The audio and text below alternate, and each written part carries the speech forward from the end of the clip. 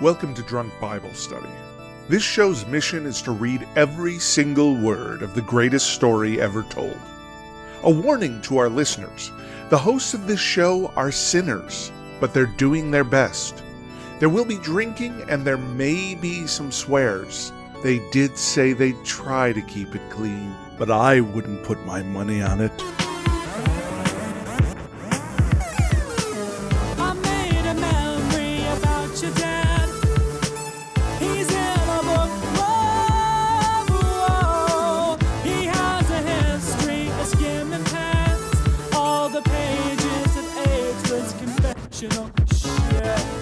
I'm Emily, and this is Drunk Bible Study, where my good friends Dedeker and Jace teach me, a born and raised atheist, all about the Bible. I'm here in my new apartment for the very first time doing some Drunk Bible Study, and that's really cool. That's very fun. Wow. Oh, what a christening. Christening. Indeed, yes. And I want to continue on with my story of this church that I live basically right next to. Right. It's close enough. With the two Marys. Yes, with I think we established that it's like a Mary and an Elizabeth because it's called St. Elizabeth Church. Okay. It'd be weird if it was two Marys outside of St. Elizabeth Church or Mary and some other rando. That would be weird, yes. I need to post the picture that I took. And I was telling Jason Dedeker earlier, it's kind of like a drive-by picture taking situation because there were a bunch of people praying near it, and I didn't want to look like I was taking a picture of them, and so I ended up just kind of running by and quickly snapping a picture of Mary. Will you send it to us? Oh, sure. You were like the Mary paparazzi. Yes, I was. The picture I'm imagining is just all motion blur. It's just a big, you swung your camera by, and it's just super blurry. Yeah, here, let me put it in our chat, and then, maybe we can post it at some point as well. Yeah, put it in the Discord. Yes, because it's not that blurry, thankfully. I did manage to, stop momentarily. But there's a bunch of, roses near it, too. I think that people were putting roses in near her because it was close to Easter. So, there you go. Okay. Is that Mary? Yeah, how a rose like a Mary. They're blooming. Yeah, there you go. Yeah, exactly. The rose is Mary. The rose is Mary. Oh, okay, yeah, the rose is Or Mary. maybe it's Jesus. Isn't I'm it actually Jesus? unclear on that. She's stepping on a snake. Whoa, cool. I didn't even notice that. No. Yeah, if you zoom in on our little footies. Cool. Yeah. That's awesome. It's probably the devil. It's probably meant to be a representation of the devil. The serpent that tempted Eve. Exactly. Yeah, apparently if you look up Mary stepping on a snake, this is a common image that comes up, actually. I didn't know that. I think it's meant to be a counterpoint to Eve, right? That Eve was a chump and became best friends with the snake, but then Mary is stepping on snakes with her bare feet.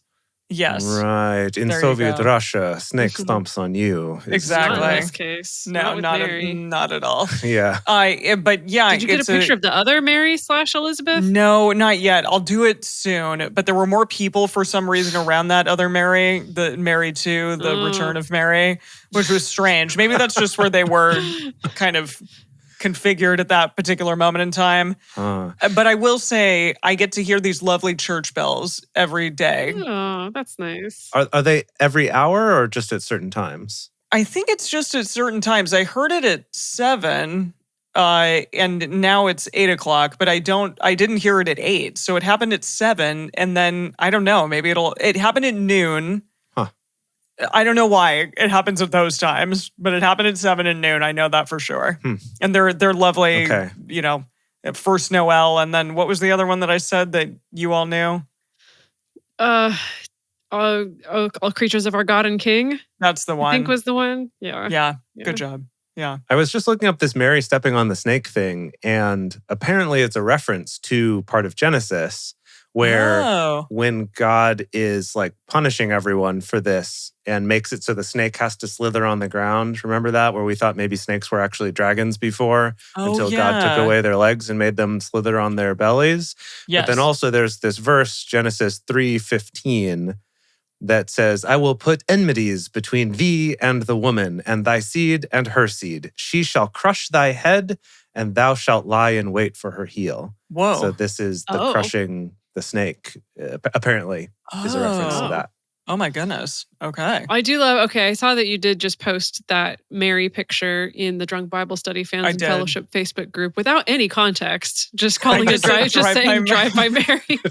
People are just going to have to wonder. Sorry, that's everyone. A good like indie sort of punk band name. Drive by Mary. Yeah, that's good. It can mean a lot of different things, but yeah, in this context, I was running by and like taking a fairly good picture, surprisingly. Nice. So there it is. Alrighty. Well, what are we doing today? We did John 3:16 last time. We did, yes. And then last and time. also 4. Yes. Last time was the weird, people were trying to stir up stuff between John the Baptist and Jesus by being like, hey, Jesus is maybe baptizing more people than you. And John's like, and no, he's it's like, cool. And then we got a weird caveat that actually Jesus isn't baptizing. He's outsourcing it to his disciples. Yeah, that was surprising. And I'd never heard that one before. I kept wondering again, why are people baptizing people at this hour, at this time period? Yeah, so we went down that rabbit hole as well about what's going on here. About mikvahs and ritual bathing and all those good things. Indeed. Yeah. So it was a good time. Fun time. And then yes. What are we reading today? Well, before we talk about that, we should talk about what we're drinking. All right. What are you two drinking? So I'm having a stout from Fremont Brewing. Oh, that's beautiful. And it's quite nice. It has this, I don't know. I honestly don't drink stouts very often. I usually do IPAs of various sorts or sometimes non-I pale ales. But just normal pale ales, yes. But kind of on a whim, decided to get this, and it's been quite nice when I want to change. I would say in my fridge is more IPA-based flavors than stout-based flavors, but it is kind of nice when I want to change here. Beautiful. How about you, Dedeker? Yeah, I'm just having a Guinness, the old workhorse of beers. I had a Guinness yesterday, so there you go. Nice. I want to tell the two of you, in New York City, you can't buy liquor in a grocery store. You have to go to a liquor one store. Of those states. Yeah. And left when California. Yes, I have. And when I told my mother this, she was like, wait a minute, that just sounds very antiquated and kind of religious maybe. There's some religious practice that is making this happen. I figured that would be happening maybe in Utah, but not in New York City.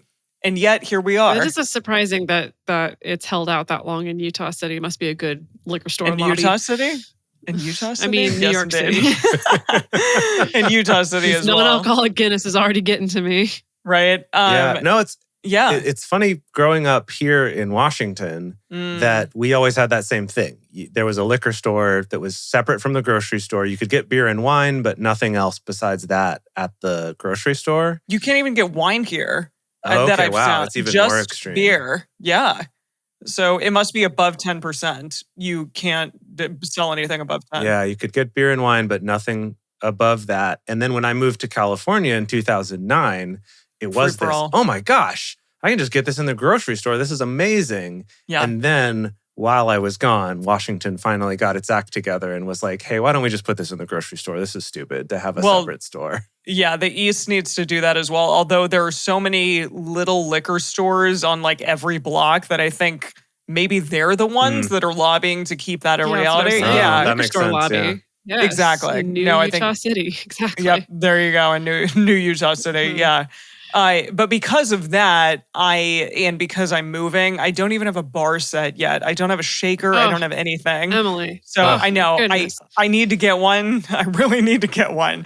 Because I feel like we need to buy one for you because you bought one for our house. I would not object if you wanted to do that. Just maybe do gold and black because that's my aesthetic that's happening here. Okay. Black and with gold accents. But because of that, I had to go to the liquor store and buy some wine. So I bought the small bag and it's lovely. Great. Because I don't have anything else here. Yes. But you were able to buy it. You got it. You did successfully Thank goodness. They did not throw me out and say, you're from California, get out of here. So goodness. All right, now what are we reading today? All right, today we are continuing on with the most famous gospel of all, the Gospel of John, chapters 5 and 6 today. I have no idea what to expect because the pacing of this book has been so different from the others, so we really have no idea. Yeah. But we're reading 2 chapters, and we are excited to get into it here. As we get started, we want to remind everyone to read responsibly and drink responsibly. You can drink along with us, or you can listen to us while you're in the car. But please do not do both at the same time. And with that, it is John chapter 5.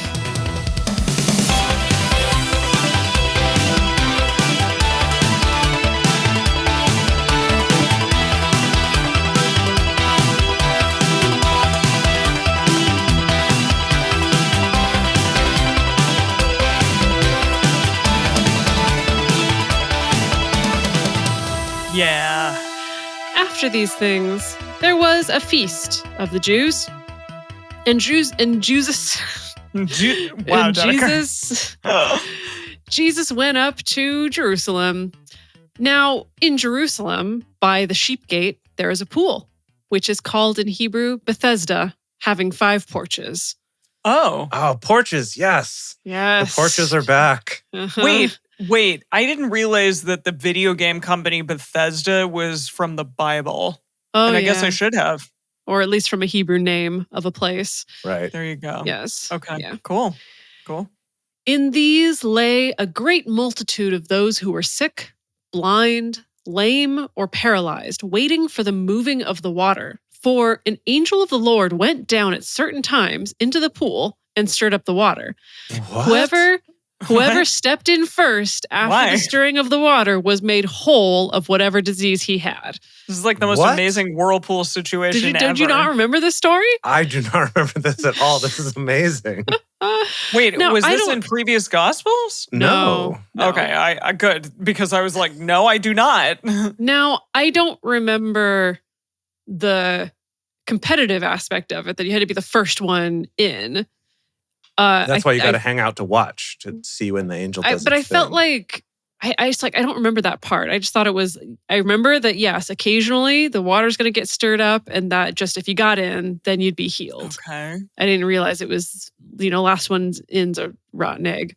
Wow. Oh, okay. Yes. Yeah. Yeah. This is what I'm talking about, though, where John just it's a whole different book. It Has is. almost nothing to do with the other books we've read. Which is great, though, because, we've read this thing 3 times That's and fair. we need a little bit of fun or something. It also puts things in perspective where Jesus is going around healing people left and right, but it's like, you could also just hang out by this pool. Yeah, he just wants to get in Right. a whirlpool. Yeah. Okay. That's all that matters. A certain man was there who had been sick for 38 years. What? When 38 years. Good Lord. Yes. When Jesus saw him lying there and knew that he had been sick for a long time, he asked him, "Do you want to be made well?"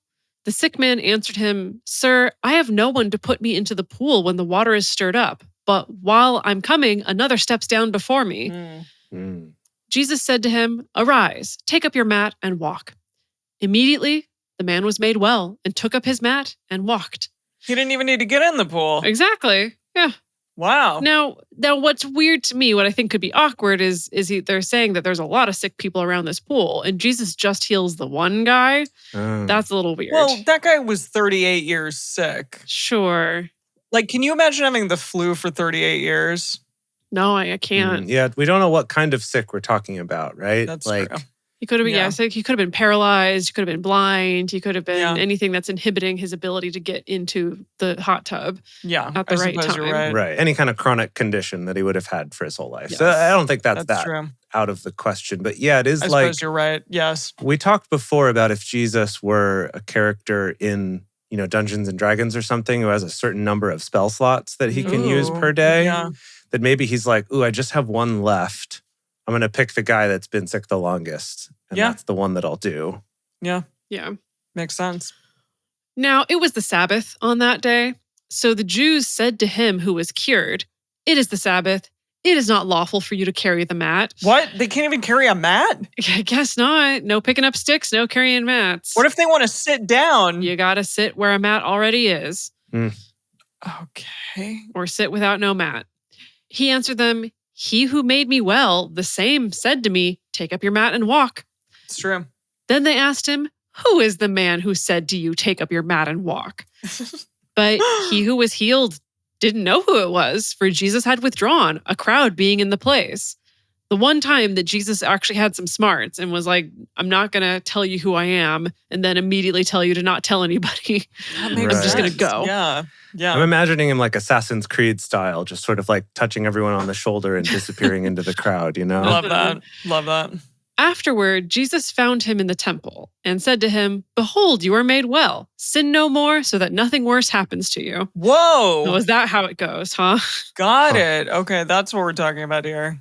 The man went away and told the Jews that it was Jesus who made him well. Oh, he did find out in the end. Yeah, he did. Yeah, now he's going to Mhm. tell him. It's funny because I think normally the way that we would read this is Jesus is saying to him, like, don't sin anymore or you might get sick as some kind of punishment for your sin. But in this context of this guy just being confronted for carrying his mat, that it's maybe a little more of a like, hey, don't, like, I know I had you pick up your mat because you were well, but like, careful around these guys. Don't sin. Yeah. Sin in quotes, right? Like, Interesting. do the stuff that they say is bad. Okay. Yeah. I don't know if anyone else would interpret it that way or if there's any backing for this, but I kind of like that idea that Jesus is like, hey man, just stay out of trouble. Like, these guys are looking for something to get you for. Sure. For this cause, the Jews persecuted Jesus and sought to kill him because he did these things on the Sabbath. What? Yeah. But Jesus answered them, "My Father's still working, so I'm working too." Oh, That's a good one. That's a good. good one, That's very actually. Yeah. Okay. For this cause, therefore, the Jews sought all the more to kill him, because he not only broke the Sabbath, but also called God his own Father, making himself equal with God. Is that how Okay. fatherdom works? Can we? Anytime I identify my father as my father, I'm saying I'm equal to You're him? exactly the same as Yeah, him, yes. I also don't recall any of the other Gospels talking about the Jews wanting to kill Jesus so vehemently. Yeah, they didn't usually start with killing, but that they wanted to catch him. To catch him somehow, get him in trouble somehow. Yeah. And the other books, this is interesting actually, because the other books would pretty much always say the Pharisees or the Sadducees were the ones trying to do this. Exactly. That's what I mean. Yeah, this is just the Jews. Yeah. But remember, if this book is being written longer after the fact, now there's more of a sense of we're Christians and therefore different from Jews, whereas the ones written sooner are like, no, we're all Jews. We just believe that Jesus is the Savior that was prophesied for the Jews by Jews. And so I wonder if it's indicating there's like been more of a separation by this point. Sure, yeah. Okay. Jesus therefore answered them, "Most assuredly I tell you, the Son can do nothing of himself, but what he sees the Father doing. For whatever things he does, these the Son also does likewise. For the Father has affection for the Son and shows him all things that he himself does. He will show him greater works than these, that you may marvel. For as the Father raises the dead and gives them life, even so the Son also gives life to whom he desires. For the Father judges no one, but he has given all judgment to the Son, that all may honor the Son, even as they honor the Father. He who doesn't honor the Son doesn't honor the Father who sent him. Okay. Most assuredly, I tell you, he who hears my word and believes him who sent me has eternal life and doesn't come into judgment, but is passed out of death into life. Most assuredly, I tell you, the hour comes, and now is, when the dead will hear the Son of God's voice, and those who hear will live. For as the Father has life in himself, even so he gave to the Son also to have life in himself. Oh, he keeps going. He also gave him authority to execute judgment because he is a son of man. Don't marvel at this, for the hour comes in which all that are in the tombs will hear his voice and will come out. What? Those who have done good to the resurrection of life, and those who have done evil to the resurrection of judgment. I can of myself do nothing. As I hear, I judge, and my judgment is righteous, because I don't seek my own will, but the will of my Father who sent me. Is this Jesus talking? He's still going. He is still monologuing. Still Jesus is just monologuing about himself and his dad. He's like, Daddy loves me and gave me all these powers. Let's talk about it.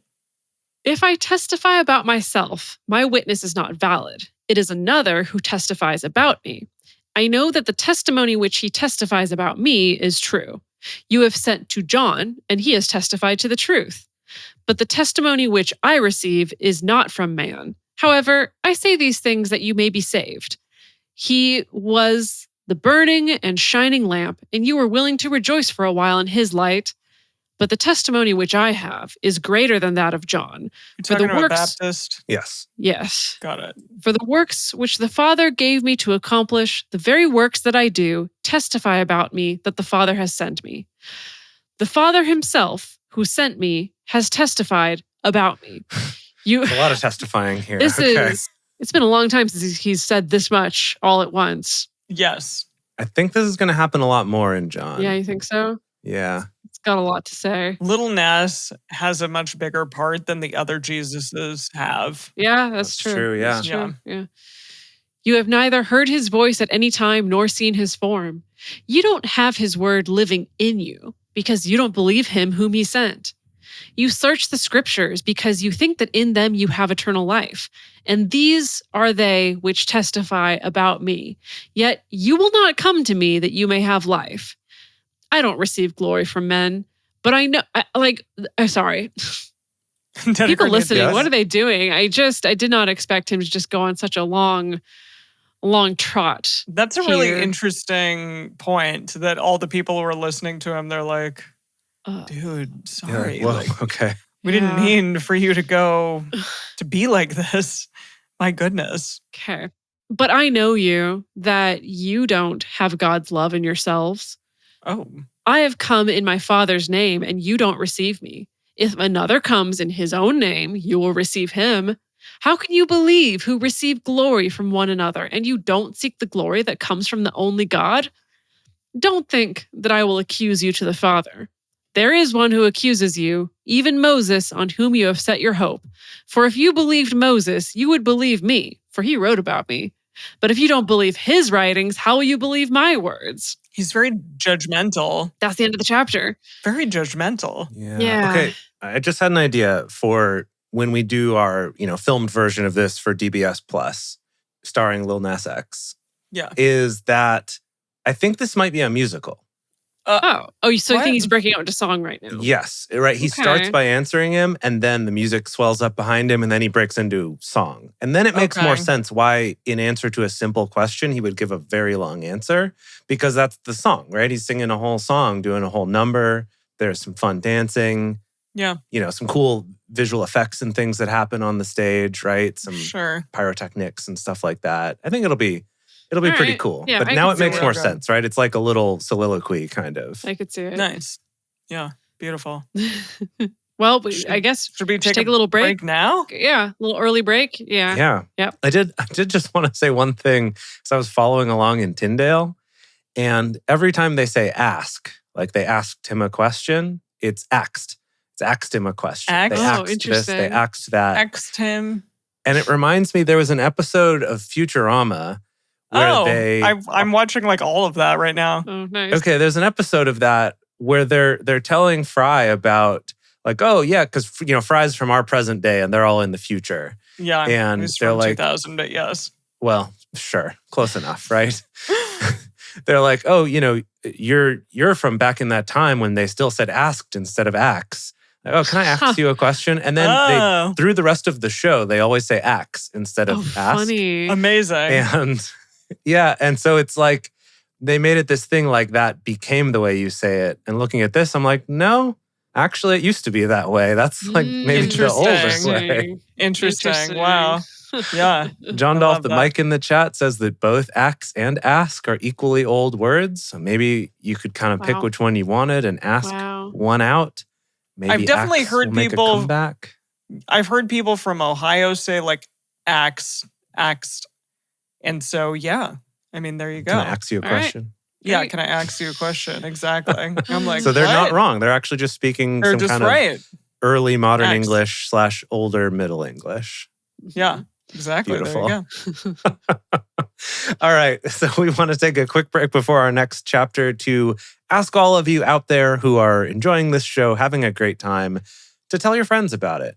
Tell your family about it. Tell your pet sitter about it.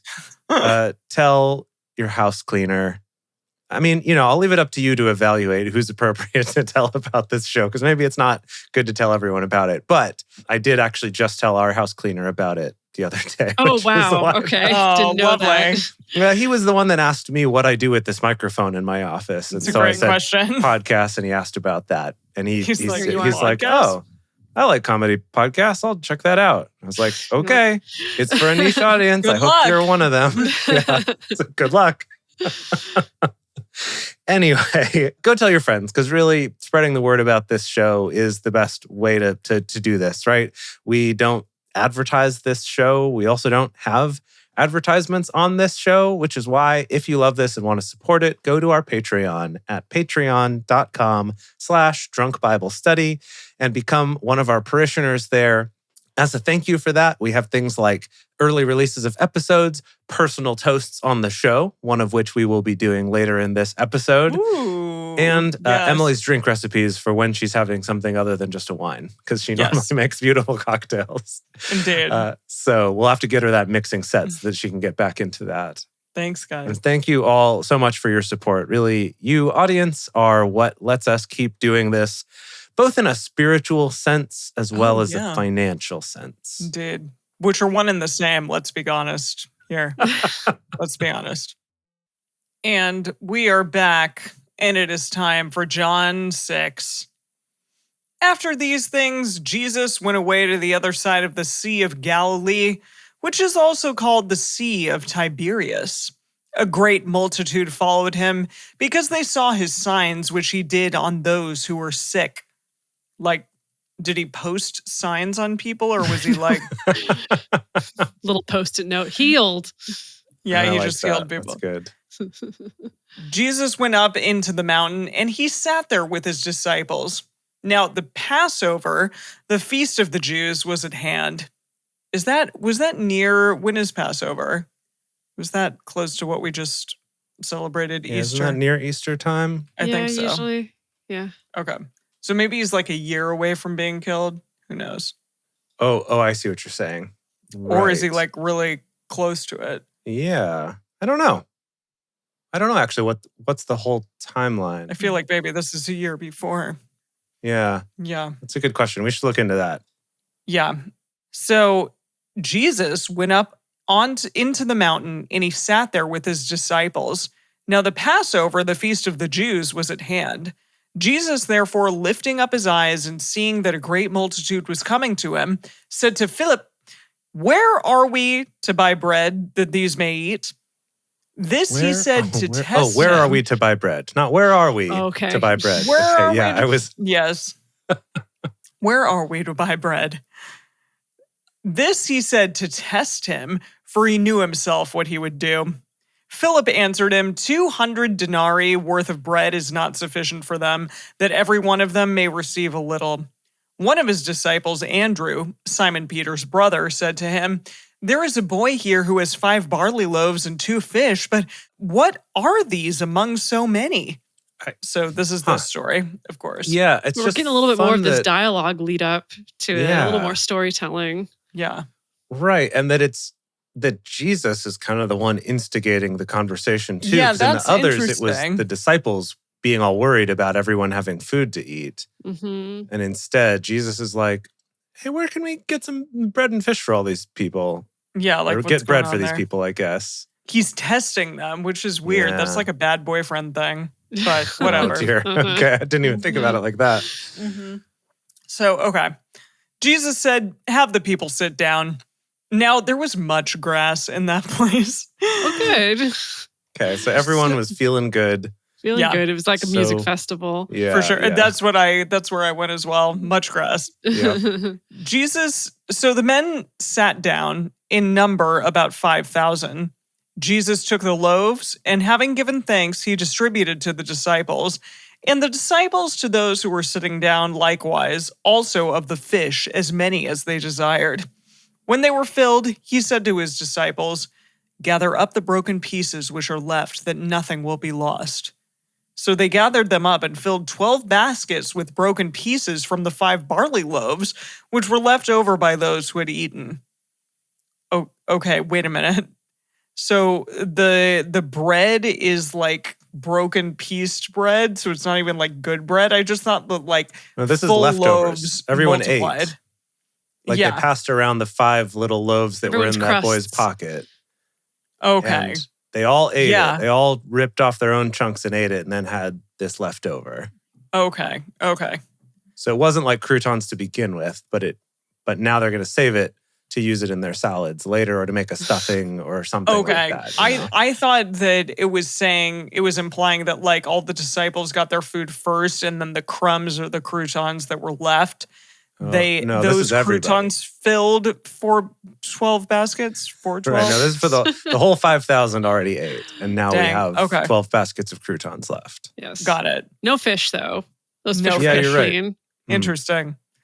When therefore the people saw the sign, I saw the sign, which Jesus did, they said, "This is truly the prophet who comes into the world." Jesus therefore, perceiving that they were about to come and take him by force to make him king, withdrew again to the mountain by himself. Oh, interesting. Yeah.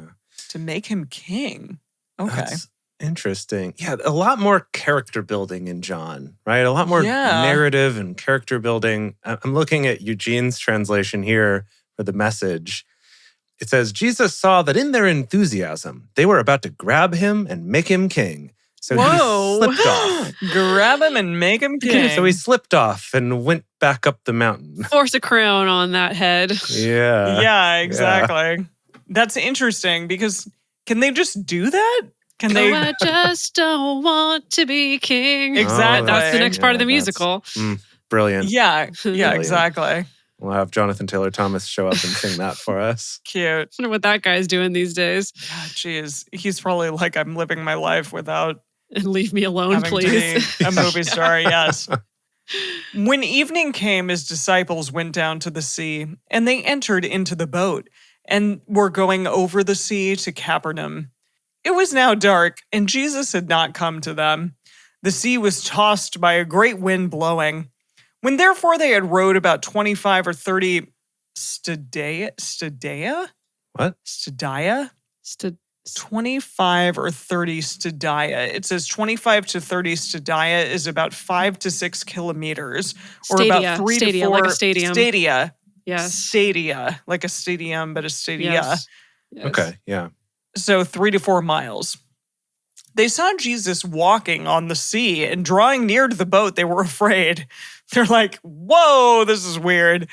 But he said to them, I am. Don't be afraid. I feel like I've heard that I am before. I think you're thinking of a different quote from somewhere in the Old Testament. Oh, really? I think. But honestly, I don't remember. I don't know. The I am that I am. That was what the burning bush said. Right, okay. Oh, the burning bush said that. Wow. They were willing, therefore, to receive him into the boat. Immediately, the boat was at the land where they were going.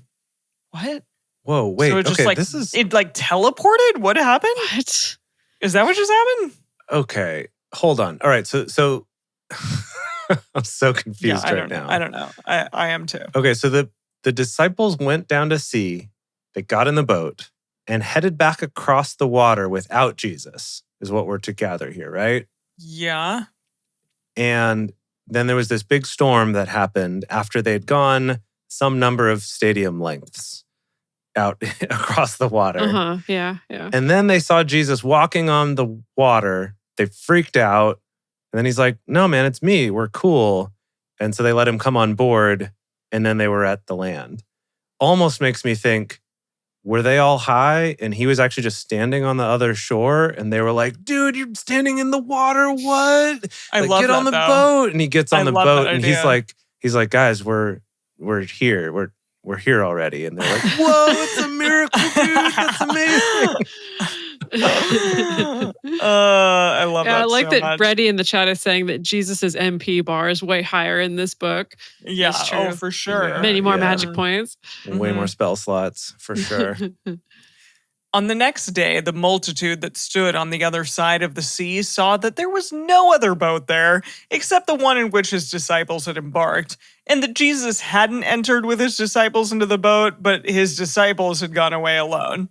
Yeah. However, boats from What? Yeah? What do you think? Sorry, Does that make your claim more correct or less? Well, no, I mean, they're just saying, right, like, how'd he get across the water then if he didn't get on the boat with them and there weren't any other boats? I don't know. And he teleported like the boats. No, I know. He's got cool magic powers for sure. Yeah, no, it was just making me think about in the movie Hamlet 2, which is set in Tucson, Arizona. Yes, of course. Set in Tucson, Arizona. Arizona. Only watched once. Of course. Yes. But in it, they do Hamlet 2, which is a musical about like time traveling, and Jesus is in it, and it's crazy. It's very ridiculous and fun. Ridiculous. But in the song where they're singing about rock me, sexy Jesus, they talk about Jesus having a swimmer's bod. Great song, by the way. Right. And so by that logic, he actually just like rocketed across that water with his swimmer's bod before they got there. So anyway. And nobody saw him because he's basically a fish. Totally random aside. He's just like a little torpedo, like a little dolphin. Ooh, yeah, that's fun. Yeah, that's like fun. a little dolphin. I love that for him. However, boats from Tiberias came near to the place where they ate the bread after the Lord had given thanks. When the multitude therefore saw that Jesus wasn't there, nor his disciples, they themselves got into the boats and came to Capernaum seeking Jesus. When they found him on the other side of the sea, they asked him, Rabbi, when did you come here? Jesus answered them, most assuredly, I tell you, you seek me not because you saw signs, but because you ate of the loaves and were filled. Don't work for the food which perishes, but for the food which remains to eternal life, which the Son of Man will give you. For God the Father has sealed him. They said therefore to him, What must we do that we may work the works of God? Jesus answered them, this is the work of God, that you believe in him who he has sent. They said therefore to him, What then do you do for a sign that we may see and believe you? What work do you do? Our fathers ate the manna in the wilderness. As it is written, he gave them bread out of heaven to eat. Jesus therefore said to them, most assuredly, I tell you, it wasn't Moses who gave you the bread out of heaven, but my Father gives you the true bread out of heaven. Oh, he's taking credit, kind of indirectly. Well, I mean, giving credit to God. Sure, yes. Yeah. Interesting. Oh gosh, this is giving me other flashbacks related to Dungeons and Dragons. But I remember What? So when I was a kid, and was getting into Dungeons and Dragons and like had a some kind of really early computer game about that. Or no, I was working on a campaign, right, with Dungeons and Dragons and had a character who was a cleric who would, pray for spells. And they would have to do that. And that's how they would charge up the number of spells that they had that they could use. And I remember my cousins being upset by this for being sacrilegious. The idea that a person would pray to get magic that they could use rather than God being the one that did it. And we didn't even get into the fact that this was not God that this cleric was praying to. But in any case, they were weird about that. And I almost feel like Jesus is kind of making a similar argument here where he's like, no. Like Moses didn't get magic powers from God. I see. He just asked and God did it for him. He's trying to make the same distinction here of Moses didn't do cool magics. No. God did. Got it. I see. And he's my dad too. His name is my dad too? Yes. His name is my dad too. Yeah, you got it. For the bread of God is that which comes down out of heaven and gives life to the world. They said therefore to him, Lord, always give us this bread. That's always give it to I'm supposed to hand it. That bread sounds great. Give us this bread forever. Boy. I hope it's Dave's killer bread. It's your turn, Chris. Oh, wow. Okay. Because that bread is awesome. Okay, so they said, give us this bread. Our daily bread. What is that from? Give us this bread, our daily bread. The Lord's Prayer? In heaven. Give us this day our daily bread. Give us this day our daily bread. Yes. You got it. That's all I got. Nope. No, I don't. Okay. Nope. Not even a little bit. Okay, so they said to give us this bread all the time. And Jesus said to them, I am the bread of life. He who comes to me will not be hungry, and he who believes in me will never be thirsty. That is a good feature for bread because it will sometimes make you thirsty. So that's cool. I mean, so his specific bread, he's got like some GMO thing going on so that it doesn't make you thirsty is what I'm hearing. A hydrating bread. Yeah. Oh, yeah. For sure. But I told you that you have seen me, and yet you don't believe. All those who the Father gives me will come to him, but who comes to me, I will in no way throw out. Thanks. Him who comes to me, I will in no way throw out. Okay, that's good. For I have come down from heaven, not to do my own will, but the will of him who sent me. This is the will of my Father who sent me, that of all he has given to me, I should lose nothing, but should raise him up at the last day. Gosh, just the amount of new stuff, content and new stuff that Jesus says in John is mind-blowing to me. Yeah, it's true. Yeah. Yeah. Okay. I didn't quite understand that sentence, though. This is the will of my Father who sent me, that of all he has given to me, I should lose nothing, but should raise him up at the last day. Mm-hmm. This is the will of the one who sent me, that everyone who sees the Son and believes in him should have eternal life, and I will raise him up at the last day. Drink for repetition. Okay. Drink for repetition. Yeah. I also like that everyone loves quoting John 3:16 so much, including Jesus. He basically keeps quoting that same sentiment of whosoever believeth in me shall not die, but have everlasting life. I love that. Okay.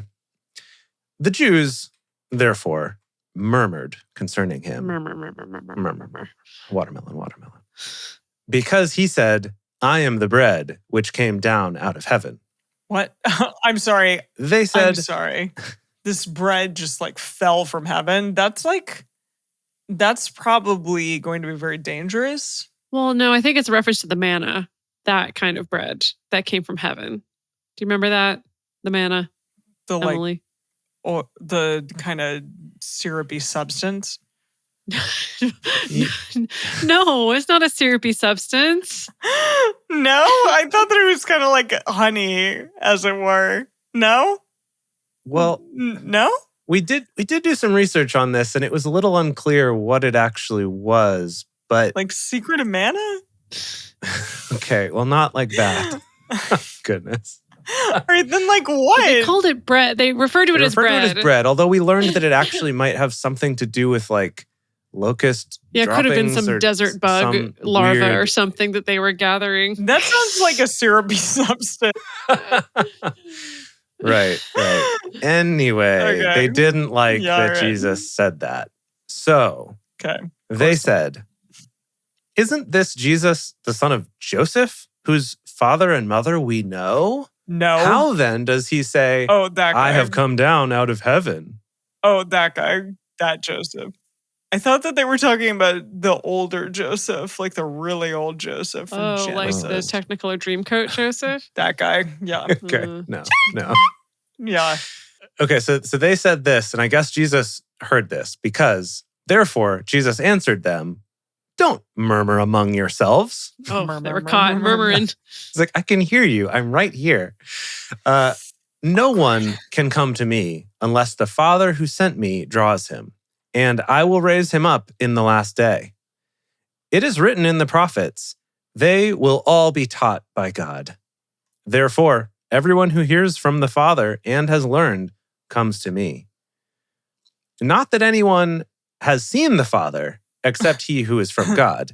He has seen the Father. A couple of people have seen him. And by he, I mean me.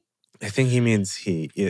Yes. Yeah. A couple people have seen the Father, though, like Moses and some other dudes. Yeah, which we talked about was a weird inconsistency on Jesus' part here. They're like, nobody has seen him except for me. And I'm like, but it makes it more better if people have seen him.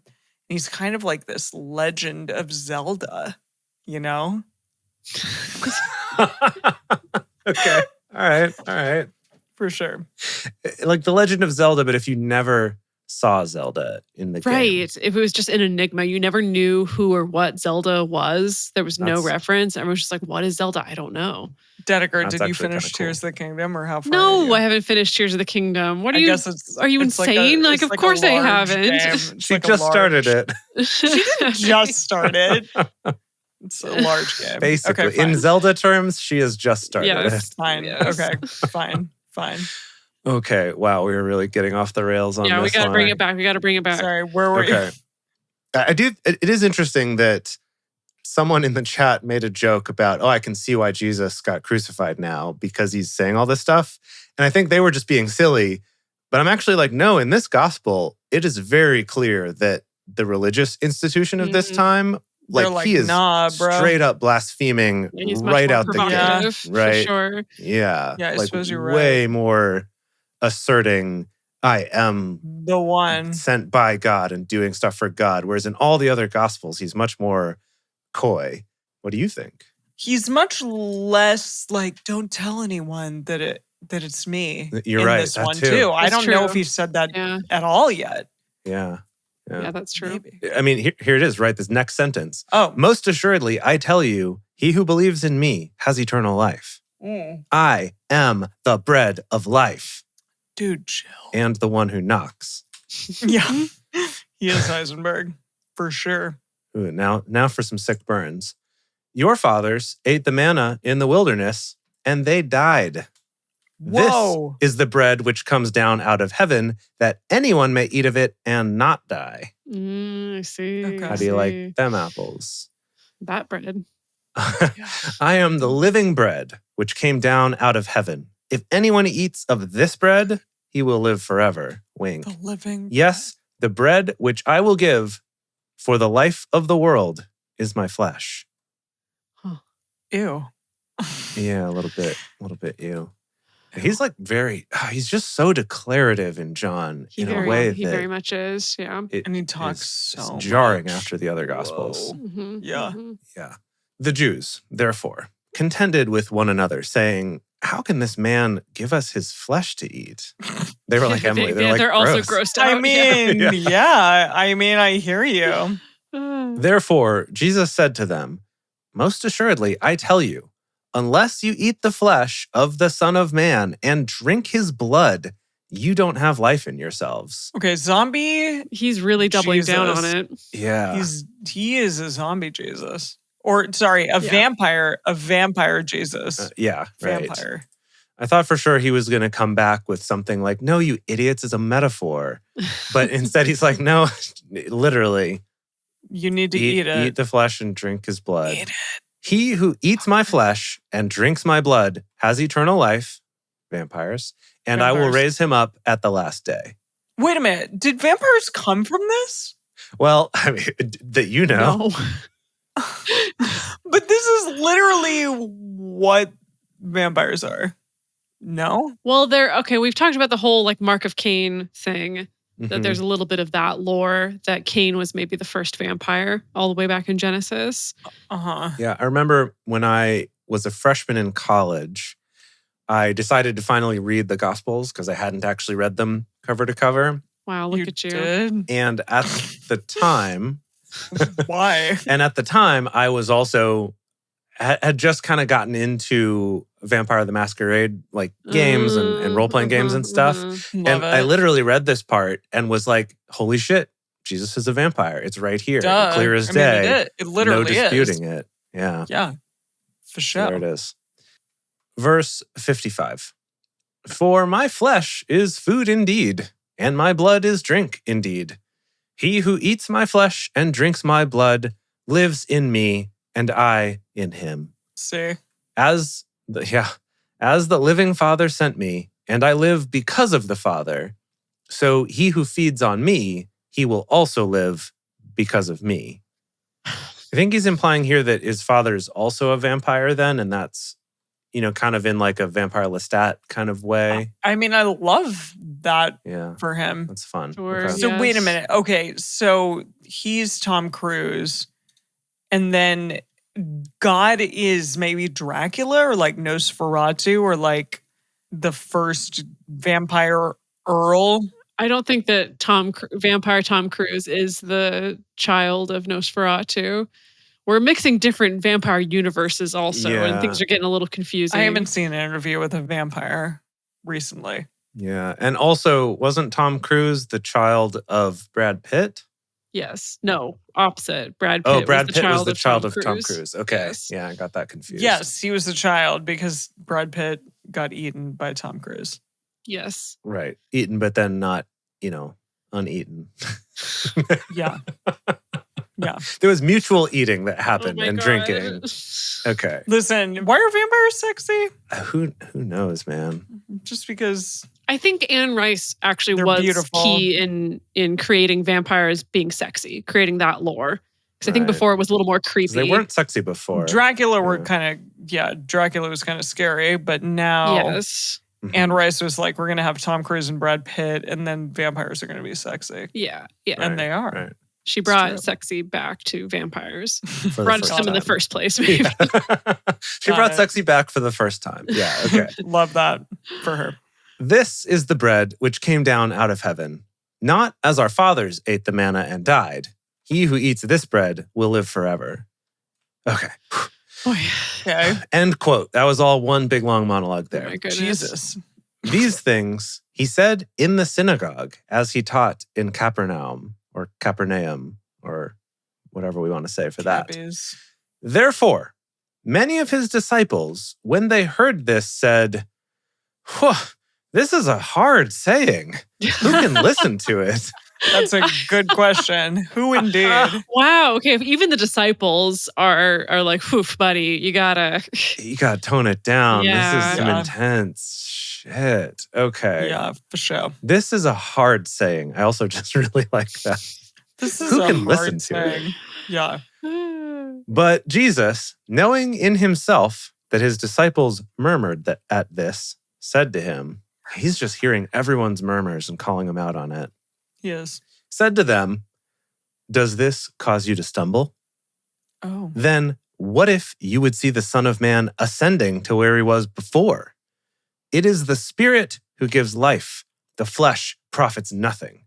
The words that I speak to you are spirit and are life. But there are some of you who don't believe." What? For Jesus knew from the beginning who they were who didn't believe and who it was who would betray him. Of course he knew. He must have known to begin with. I feel like he picked Judas and Peter, Simon Peter, because he knew that they would betray him, right?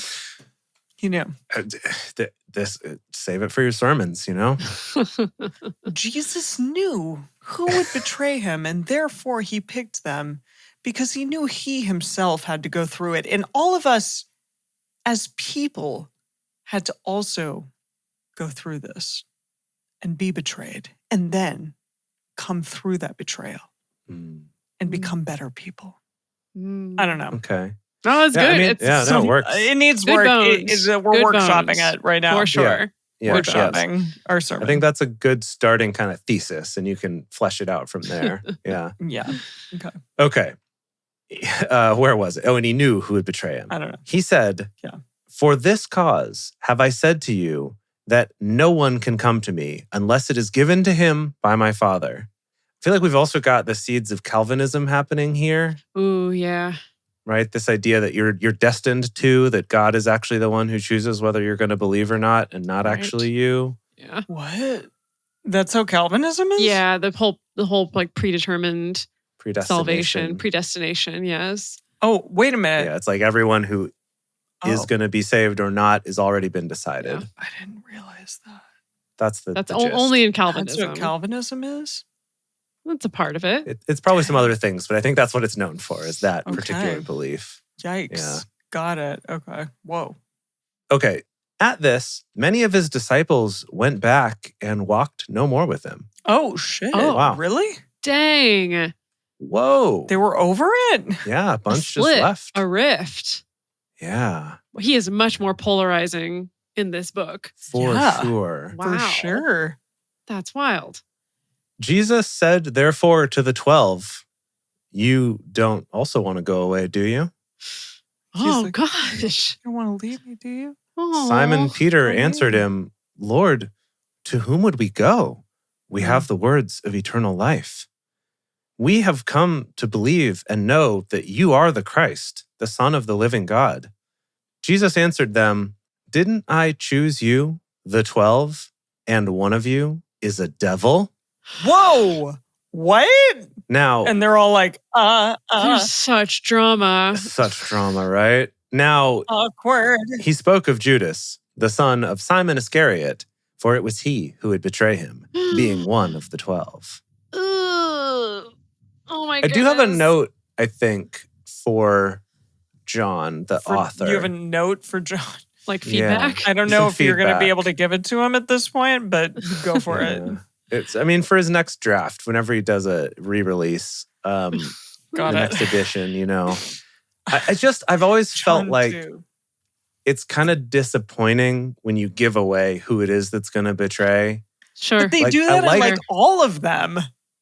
I know, they all do it. And it's a bummer to me because I feel like it'd be such a better story if it's like he keeps implying it and everyone keeps insisting and you as the audience are wondering. Who's it going to be? Mm-hmm. Right. Yeah, exactly. But instead it's always like, no, it's that guy. You're like, oh, okay, we hate that guy. But we can't imply that Jesus was ever caught off guard. He always has to know. I guess he does. But can I just say that, I hate the fact that Judas is not anything but this bad guy. Sure, he doesn't, he has no other, I guess, emotional intent or anything. Sure. All that he is no just, arc. No, they don't talk about him in any regard other than the end. Yeah, that's true. And I would like that. I would like some more character study here. Okay. Who is the man, Judas Iscariot? I appreciate that Andrew Lloyd Webber at least did a little bit of that. That's going to be your sermon. That's going to be a sermon that you can explore all that. And then we'll listen to Jesus Christ Superstar songs, which exactly is one of maybe three Andrew Lloyd Webber musicals that are masterpieces. The rest of them, not so much. That's fair. Those three. Okay. All right. Those three. Wow. Oh, boy. Incredible. Okay. Do we have a person to toast? We do. We do. We have a toast. We have a new parishioner. And the last sip of my beer will go to this person. Oh, hold on. Perfect. I'm actually shit. Okay. Nicely get a done. brand new beer done. for this person. That's how much I appreciate you. Ready? All right, folks. Okay. We have to give a toast to our new parishioner, Kaylee.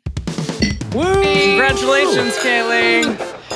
Congratulations for joining the fold. Congratulations for joining Drunk Bible Study. Congratulations to you. You should be thanking us, actually, for this wonderful opportunity to be a part of this beautiful, beautiful DBS family. Like Jesus wants you to thank him, I guess. And you're getting in on the ground floor. Think about it that way. Is Who's that gonna it? betray us, though? Are we on the ground floor when we're 7 years in? How many years have we been doing this? 5 years?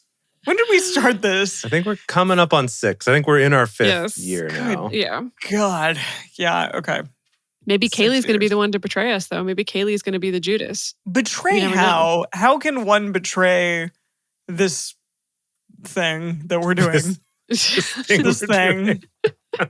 This thing. How? Yeah, I don't know. I guess handing us over to the fundamentalist Christian podcast tribunal for trial. That's fine. You know what? I'd like them to listen Emily's just to like, us. that's fine. I don't care. That's fine. I'd like them to listen to us and to question their own beliefs in listening. Because we ask a lot of good questions on this show, and I love it. I love that. And I don't have the ending up, and I got to get it up. Okay, For 1 second. Can you vamp for a minute, please?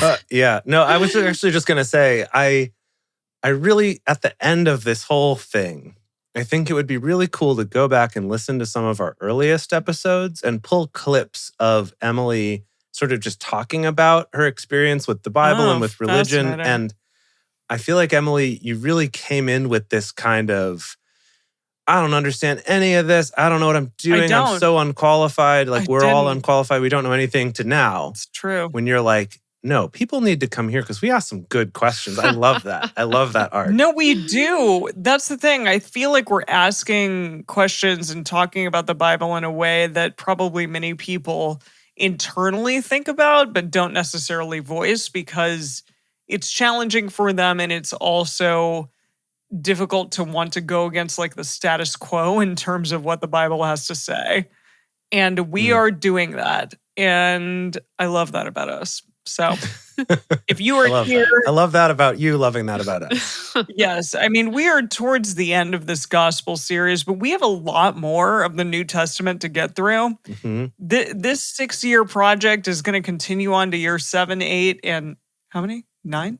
9 years? It's going to be like 7.5 total. 7 total, yeah. 7.5? That's it? We're going to be wow. No, we're getting it.